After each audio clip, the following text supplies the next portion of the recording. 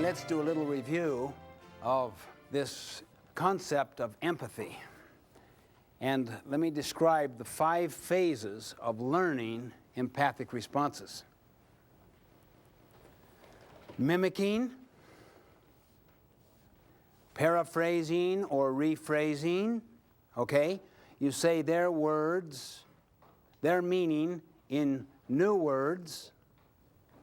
There's the faithful translation on content. The third, reflect feeling. It's hurting, it's pain, frustrating, happy, relieved. See? Just, you're listening with the eyes and the heart. You're listening to body language. Your head is in where that person is. Fourth, rephrase content and reflect feeling. It's relieving to at last find out where you are on these tests, in reading or whatever, see? And the fifth is to kind of just say nothing. You're just with the person and they can sense it. And you do that when you feel confident that they feel understood and that they know you understand. That's all part of habit 5. To seek first to understand is to get an education. To seek first to understand is to do surveys with customers. To seek first to understand is to empathically be a faithful translator to another.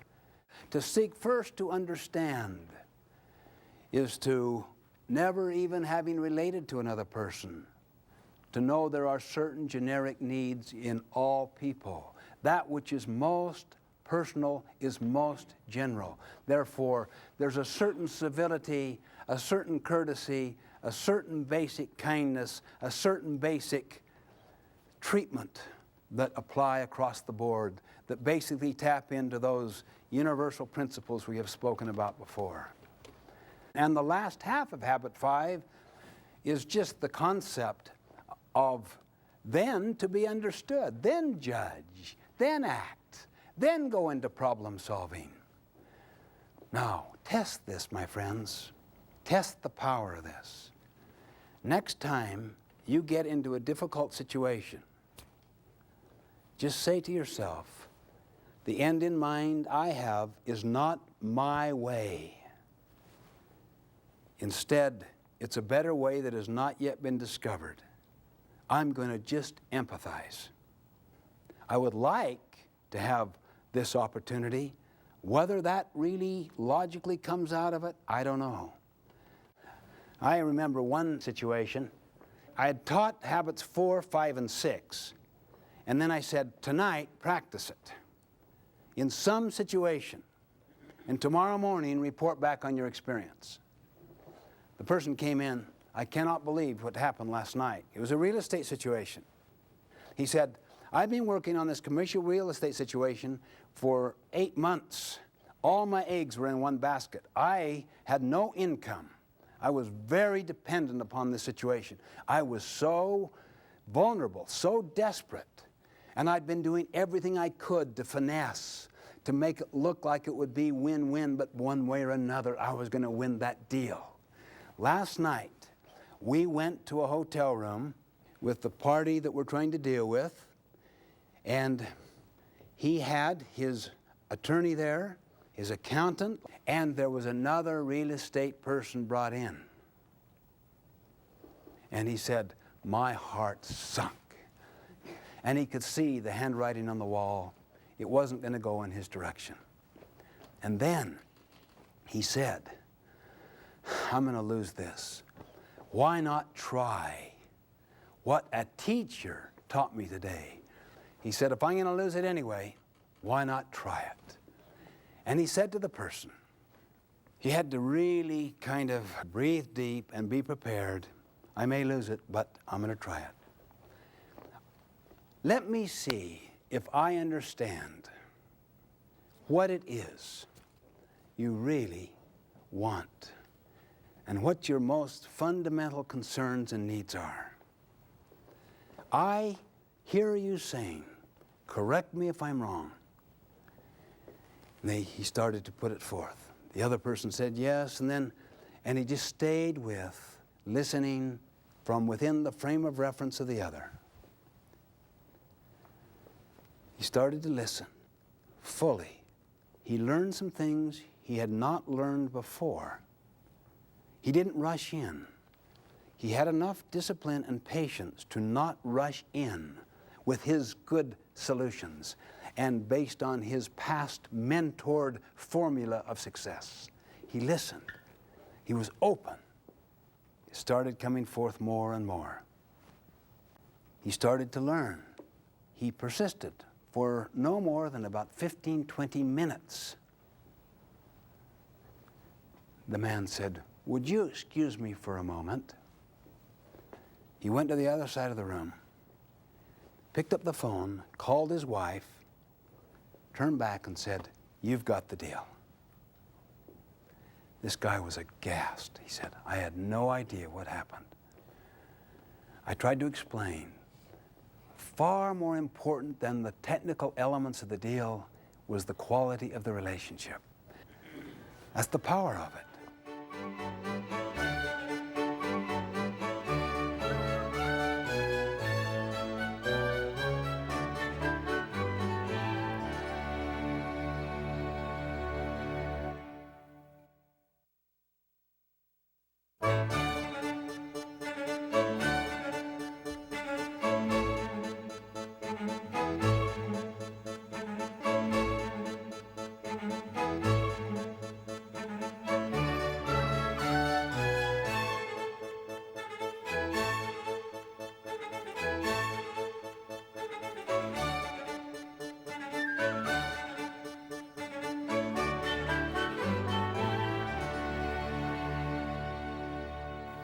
Habit 6, synergize, in a sense, is the fruit of the spirit of win-win. Habit 4, the spirit of seeking first to understand, then to be understood.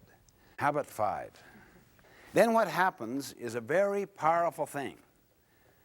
When people begin to interact together genuinely and they're open to each other's influence, they begin to get new insight. Something happens to them both. It creates the possibility of third alternatives, not the either-or approach, not win-lose, lose-win, not compromise. Compromise is 1 + 1 = 1.5. Positive synergy is 1 + 1 = 3. Negative synergy, 1 + 1 = 1/2. In other words, so much of the effort and energy is spent in the adversarialism, in conflict and defensive and protective communication that literally it just wastes the energy of the enterprise, of the marriage, of the family. Anyone who's experienced sustained conflict and contention, they know that very little productivity can come out. So just remember those definitions. Synergy is where the whole is greater than the sum of the parts. Synergy means you can literally produce something that neither of you could have produced before, and even adding what each can produce separately, 1 + 1 = 2, is not synergy. Negative synergy, where there is internal contention and adversarialism, produces less than even what one person can usually produce on their own, because so much of the energy is wasted going in the wrong direction and is counterproductive. Now, the traditional paradigm is one of compromise. That's literally where most people think we end up realistically, and it often is the case if you're in low-trust cultures. But compromise isn't necessary if people will pay the price with habits 4, 5, and 6. The key to habit 6, synergize, In fact, you could almost say the fundamental principle of 6 is to always value differences. It's not something you just accept that there are differences. It's not something that you tolerate. It's not something that is legislated through diversity programs. It is something that you celebrate. I mean, genuinely, the strength lies in differences, not in similarities. However, if there is not a common purpose and a common set of principles, a buy-in to these universal principles we've been talking about, diversity, differences, can result in chaos and negative synergy. And it spawns prejudice, prejudgment. And remember, prejudice is a protection against being vulnerable. If I get my security from my ability to manipulate people as things, and I can classify them, it protects me, see? I don't have to deal with people. I just deal with categories, and I have them labeled, and then I get into the self-fulfilling prophecy, and it is a seedbed to all kinds of other problems. That's why it requires this integrity of the first 3 habits. It requires the development of a common purpose, a common sense of meaning, a common sense of mission. What is it we're about?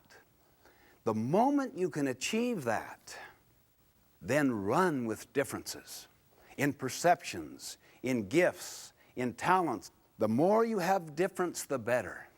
The capability of inventing new approaches, third alternatives, is increased exponentially because of differences.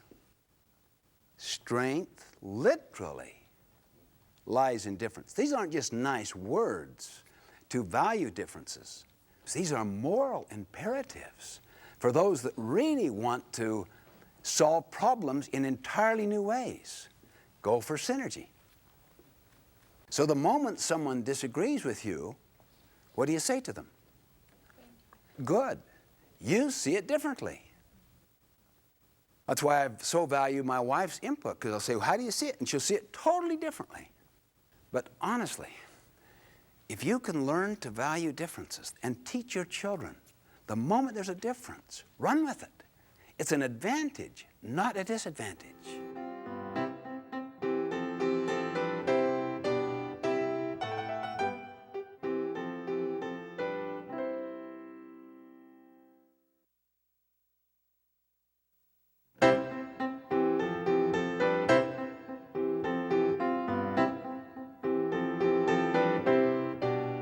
Let's take an issue, say, on the environment. That's a tender area for many people. They have very strong feelings.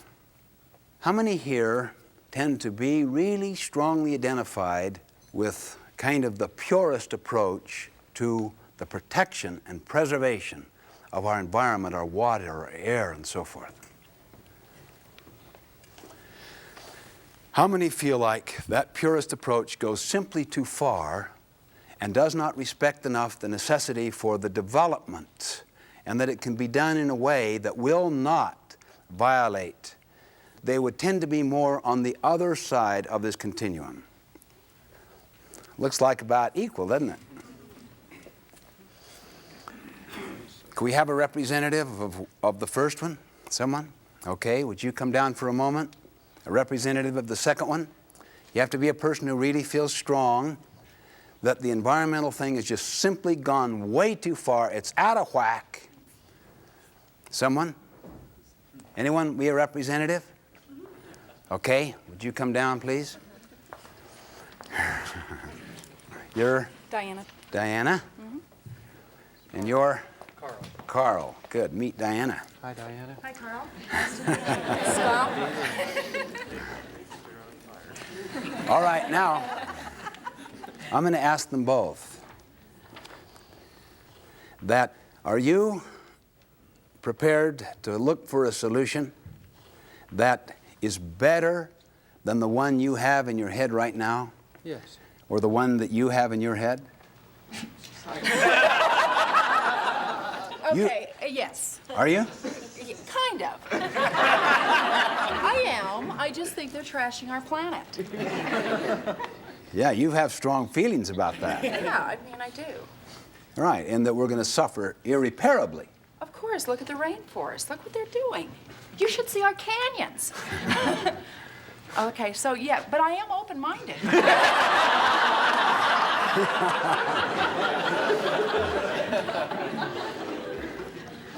Now, why does habit 4 precede habit 5? Now look, they need to have a kind of common purpose, which is what? Synergy. The purpose is to find a solution that is better than the one she's going to recommend, and better than the one he believes in. Better. Now, I don't believe in the short period of time we're going to do this. We may be able to achieve it. Usually it takes about an hour to 2. Now, are you prepared to go for a solution, not the one that you're thinking of in your mind, but one that is better than the one you're thinking of? Yes. What is the goal here? Yeah, they've got to think deeply win-win toward the purpose of synergy. Synergy is the fruit. So your purpose is to go for synergy.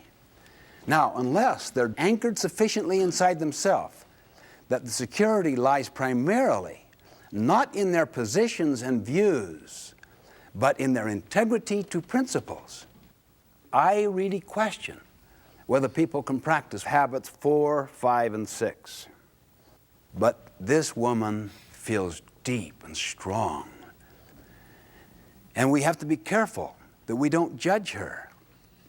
See, to judge her because of her deep convictions would put us into kind of a win-lose attitude toward her. And also with him. Maybe he hasn't articulated the depth of his feeling to the rest of us as much, but they both have at least a tentative attitude toward win-win. Tentative. They don't know what it's going to be, and that usually happens. You don't know what's going to happen. A third mind has to be created, but I could guarantee you, once you get that, you're on your way to third alternatives. Now, I'm going to intervene occasionally to kind of reinforce the habits, but you two go ahead and communicate for a minute. I believe that the forests, the valleys, everything should be kept pristine so that we can enjoy them that way. I don't think we need all this other stuff. I can appreciate that point of view, but there's a certain amount of technology and progress we do need to make.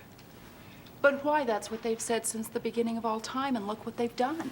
I understand that, but let me see if I can help us both understand this idea. Seek first to understand. Nice synthetic clothes on. Yes. This was from a silkworm. Okay. How are the Yeah. shoes? The shoes, they're well, Not any dead animals there? No no, cows? no dead no leather? animals. No leather? No dead I animals. like my leather shoes, but let me just say, Yeah, so did the That cow. I appreciate that there has to be a reasonable amount of progress. Right, There has to be a reasonable amount of preservation. right. Don't you think progress has gone too far, though? Apparently you do. Well, I don't know. This is just And most of the thread and people. cotton. That's right, but we make it out of petroleum. I'm just suggesting that Okay. there's a certain amount of progress, of technology, of production that we do need. Some say the production machine has gone too far, that we're spoiling the environment. I think we ought to be cautious. We ought to be reasonable. Do you agree? But isn't that what everyone said since the beginning of all time? I Okay, mean, now let me ask the two of you for a moment. What is habit 5? Could you both restate habit 5? To understand. to understand and be understood? To understand first or second? First. What has been our initial tendency here? To help her understand. To help her with habit 5? You need this. See? Thank you. I feel so much better now. Well, why don't y'all understand? I mean, what is the problem here? No, I do understand. I do.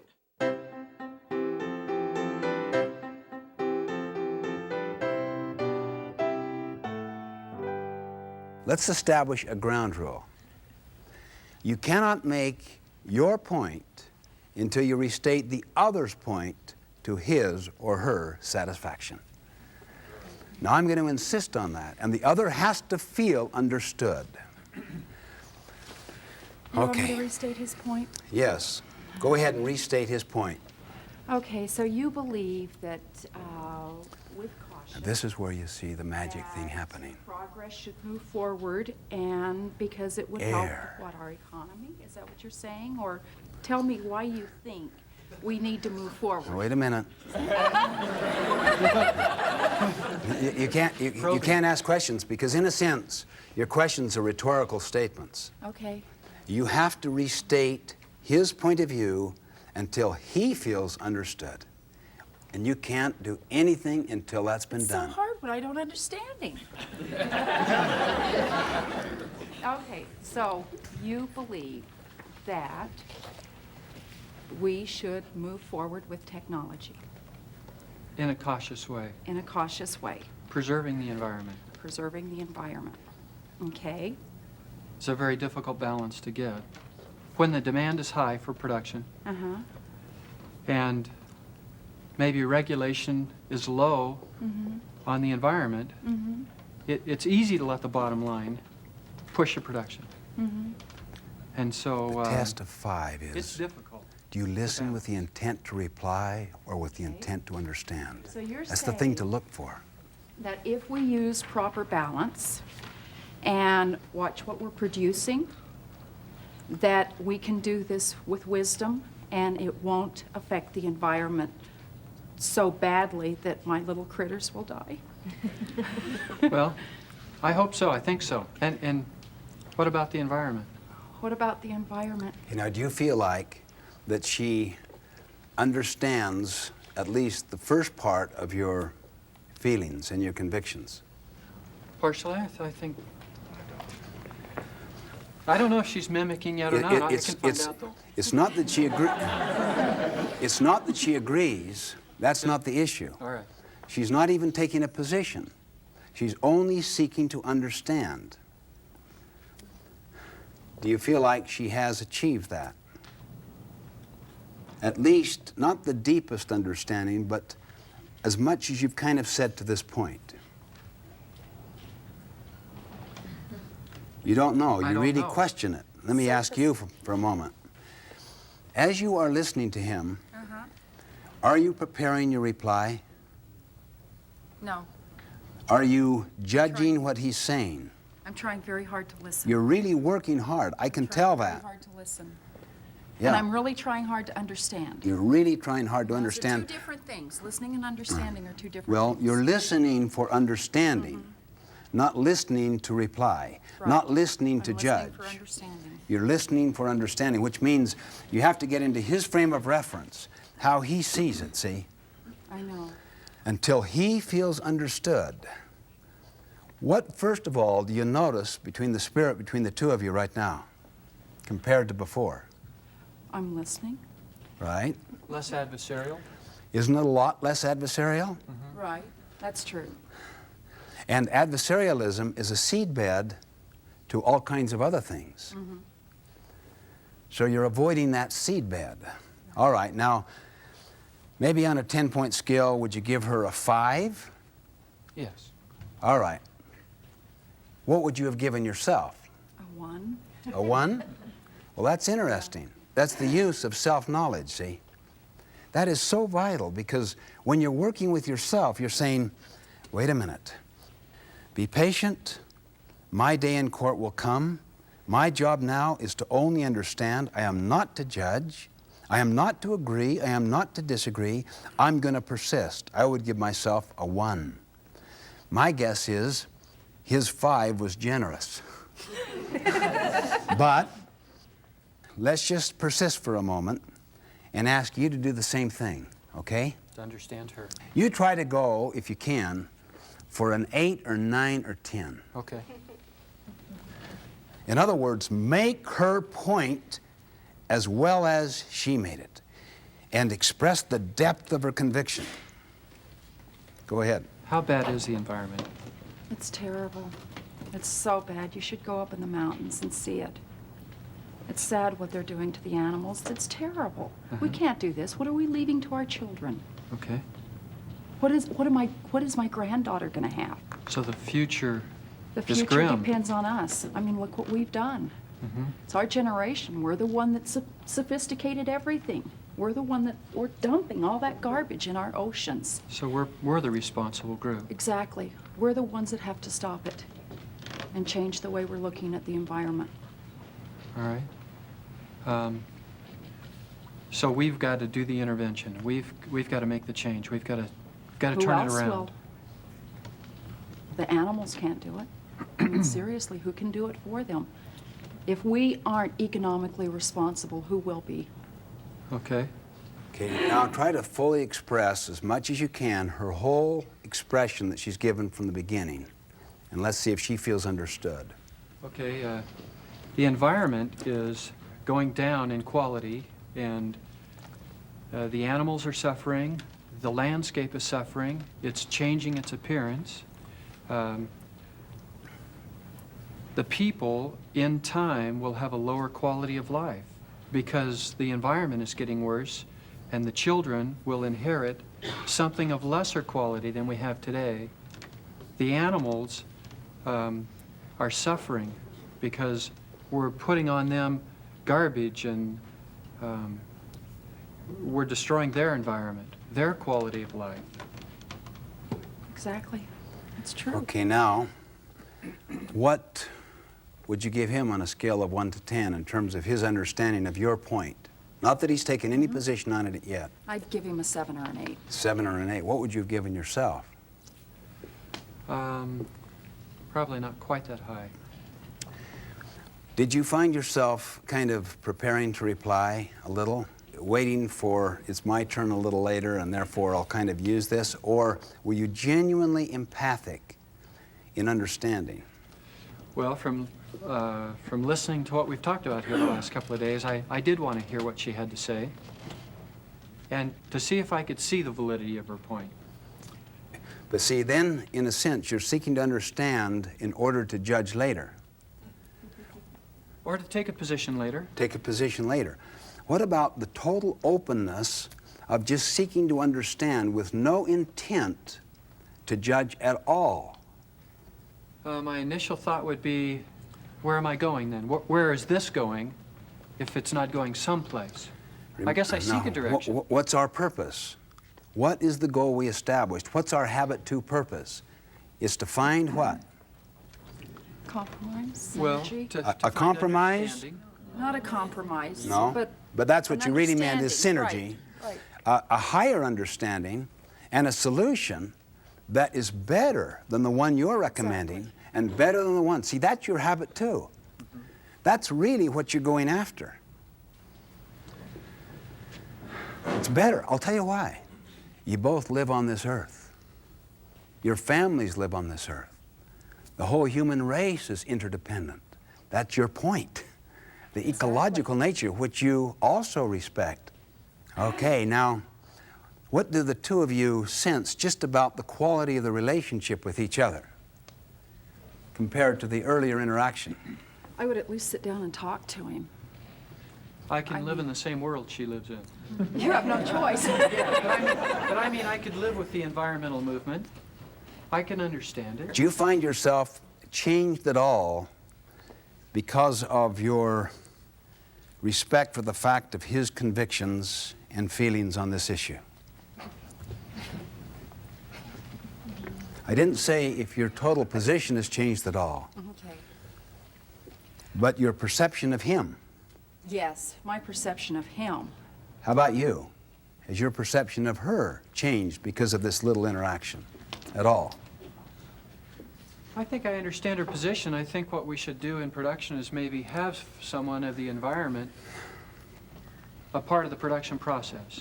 You know, when you did this little exercise here, or when you saw it done here, you notice the real sincere effort of openness and wanting to be influenced, and then of having influence, and how synergy resulted. Well, I sense more of the spirit of reverence and respect than we saw earlier. Thank you both. Appreciate that.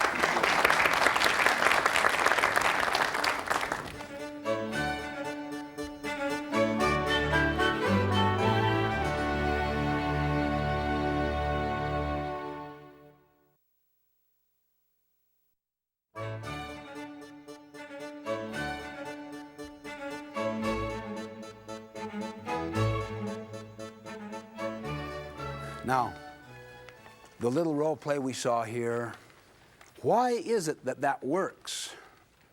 That it produces something that is synergistic? And by the way, some of you may be wondering, well, does that mean I sell out of my principles and values? The opposite. You actualize your principles and values, and when you come up with the last half of Habit 5, then to be understood, you can fully articulate. But when you go into Habit 6, synergy, the dynamic interaction of those people start to create solutions that are so opposite sometimes than the original intention of one for the other. These may be just words to you until you experience it. You could hear this and still tonight get embroiled with your spouse in a fight, or with your kids. You could leave this very assembly and have some negative interaction with someone and immediately seek first to be understood. The most dreaded thing to happen in a marriage or in a family is to destroy the ability to communicate synergistically and to solve problems. You see the world not as it is, but as you are. Most of us tend to think we see objectively. Unaware, we're looking through our lens of experience, of conditioning, of scripting. We call that a paradigm, a pair of glasses, the frame of reference out of which you operate, the implicit assumptions you operate on. Now, the key to objectivity is to accept subjectivity, is to be aware. I do not see the world as it is. I see the world as I am. Therefore, if there is a difference, what? Someone else sees it differently based upon their experiences. I need their experience. Otherwise, I will suffer forever from an insufficiency of data. So this concept of valuing differences is just not a good idea. It's not just something that brings unity. It's something that creates, through a cooperative communication process, whole new options, new alternatives. And this idea of humility, of accepting your subjective involvement, is not just some nice principle. It is a reality that people see things differently. And you need access to that. And through the interaction, the spirit of win-win, Habit 4, the spirit of seeking first to understand, then to be understood, Habit 5. And as the people respectfully, empathically communicate with each other back and forth, something new happens. I mean, I maintain you can take any issue you want and create a third alternative if people will practice Habits 4, 5, and 6. I am genuinely excited by this experience we just had, because I see in the power of 4, 5, and 6 the capability of solving any human problem.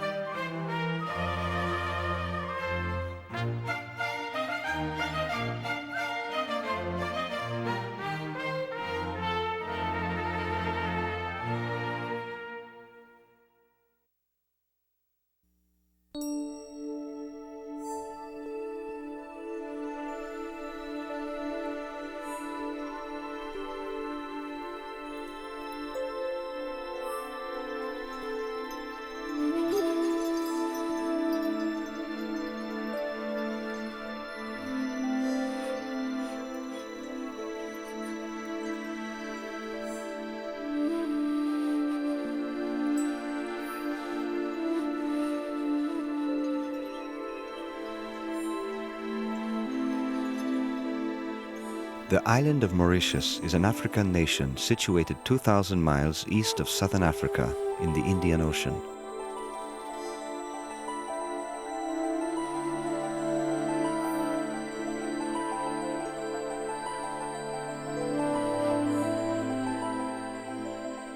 In 1638, the Dutch established the first settlement on Mauritius. They later abandoned the island and the French claimed it in 1715. Slaves were imported from Africa to clear away lava rock in the fields so that sugarcane could be planted.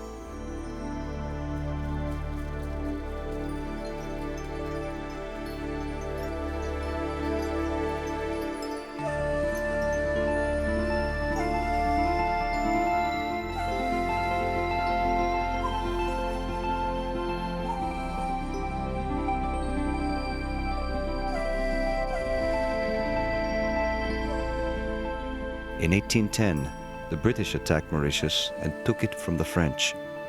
Slavery was abolished and workers came from India. Muslim and Chinese merchants soon followed. In 1968, Mauritius achieved its independence and became a republic. Its population now consists of Indians, Chinese, Franco-Mauritians, Britons, and Creoles, who are descendants of white colonists and slaves from Madagascar.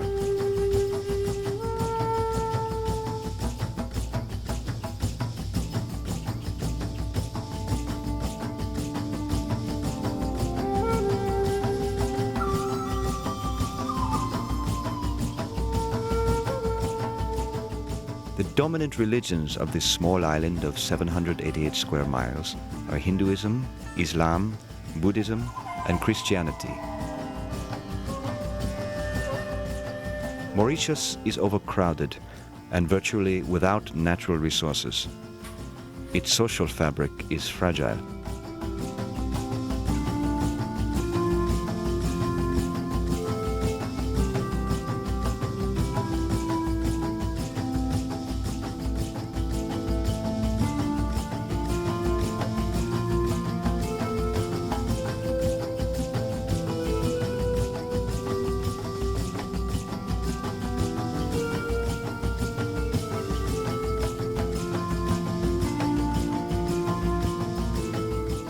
Since 1952, the population of Mauritius has doubled to 1.2 million. Stresses upon Mauritian family life are being felt as never before. Mauritius is confronted with balancing the demands of a complex and increasingly urban society with its cultural, ethnic, and religious traditions.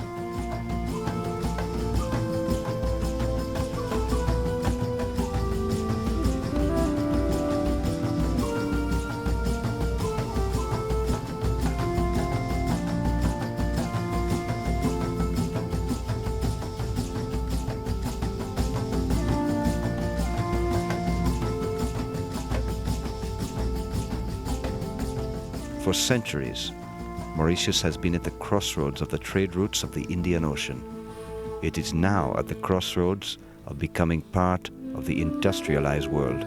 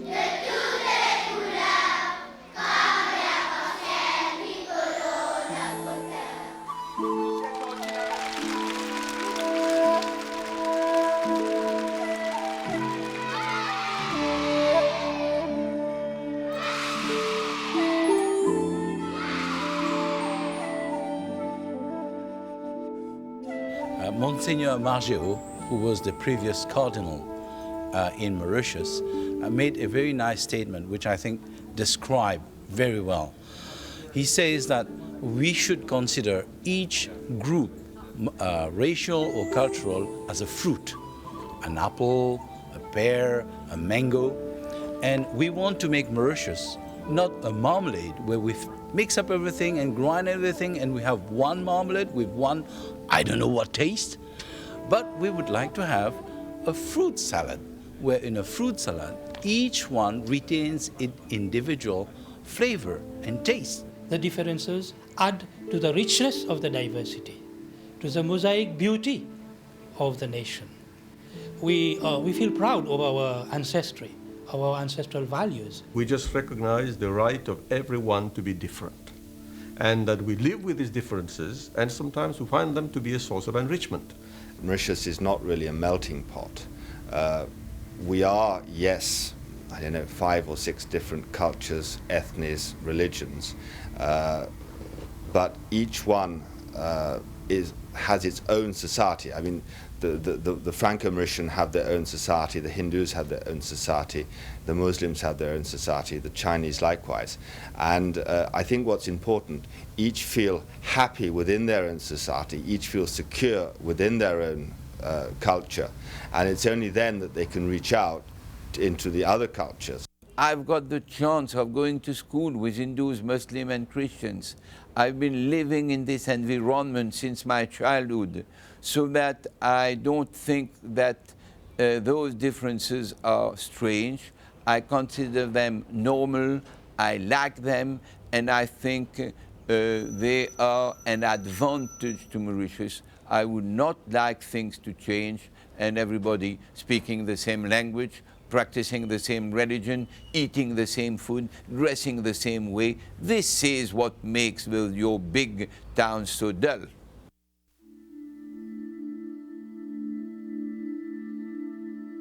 Do not forget that this island is the same as it was in the 16th, 17th century, far away outside the main currents of developed countries and nations, which means that for the survival of the country, you have to give the very best of yourself. And this is ingrained in us, in every Mauritian. We had several disadvantages. We were far from any of the main markets, US or Europe, and we had no resources at all, no local raw material.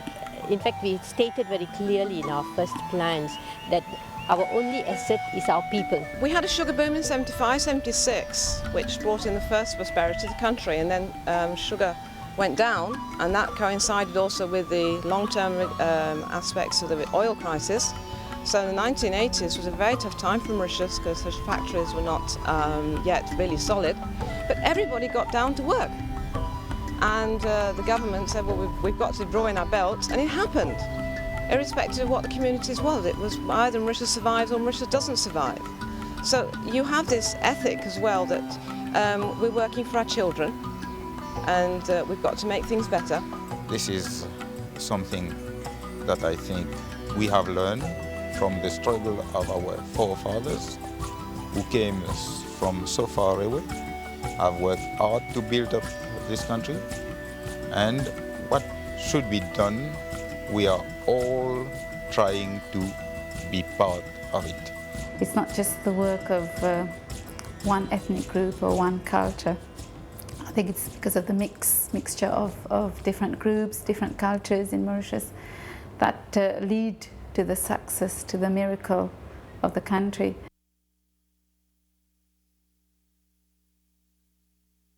For quite some time, people have been talking of Mauritius as being an example of peaceful coexistence. To my mind, this is by now outdated. I believe more in terms of an active interaction between the different communities that live in this country. Because there are so many different cultures and communities around, we are used to listen to the others. We have to take care of the others, their opinions, and we readily accept them. I mean, the idea is to try and get a little bit of everything and to find in the end result a better end result than the others. I have a very Anglo-Saxon upbringing, and which I think is also very American. And we have a confrontational system in the West, i.e. two ideas confront, they fight it out, and that the best one wins. Now what I've learned here, where the majority of the population is Asiatic, now the Asiatics have a completely different way of looking at life. Their way of looking at it is you look at what your opponent, what his position is, and you try to get as close to his position as possible. We don't sort of